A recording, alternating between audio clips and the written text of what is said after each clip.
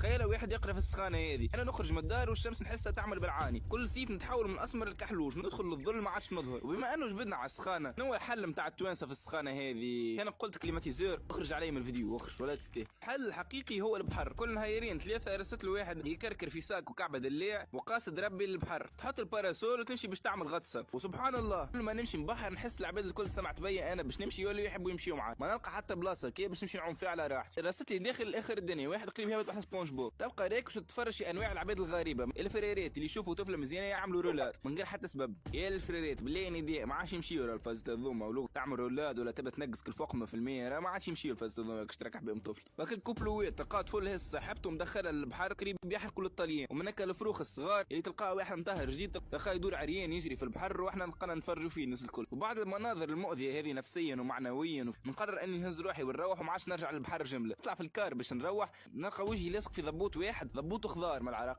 يرحم والديكم يرحم والديكم بجاه ربي، نفسوا ضبابتكم ونفسونا احنا معاكم. رايا هاي ب 3000 ولا ب 2000 ما نعرفش عليه بقد بجاه ربي شراو